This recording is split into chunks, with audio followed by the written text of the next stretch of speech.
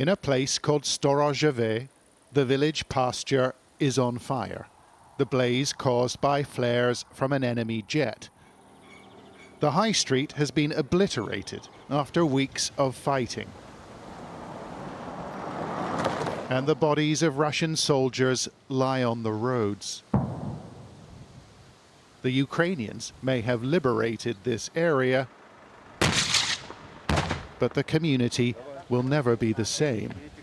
Farms and meadows have been repurposed for target practice. Recruits need to learn how to fire RPGs.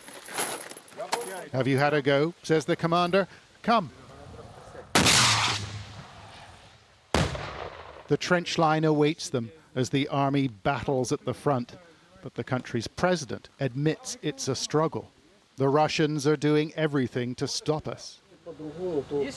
And the consequences were on display in a muddy clearing.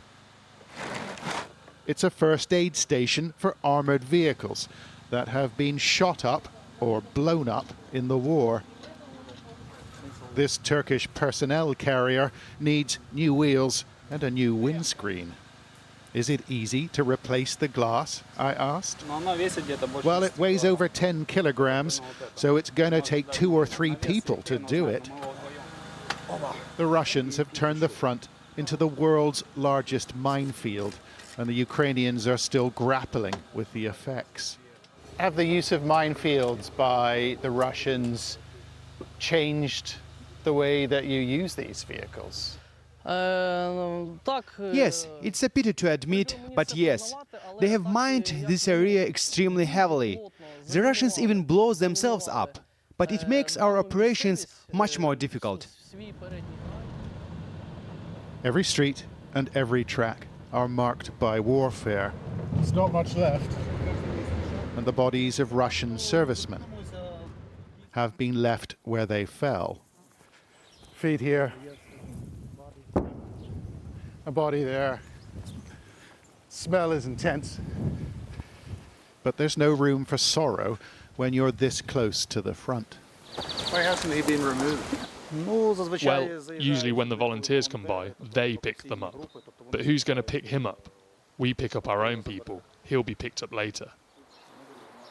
And the people who live here, amid the debris, we went searching for evidence of life. The front gate says people, so we entered the yard, but the owner was evacuated a few weeks ago. Too much artillery, said a soldier. But there are people in the village who have lived through the fighting, and a pair of neighbors emerged at the gate. They told us 8 families here have survived the front line. Well, constant shelling, constant shrapnel, glass and planks were flying around and brick, even asphalt flying in from the street and falling in the vegetable garden. There was a lot of everything. Why did you stay here when all this was going on? That's because we were born here. We stayed home. We are home. You can still fish the river if you don't mind the bangs. But the majority of residents have gone. Their rural haven ruined by war.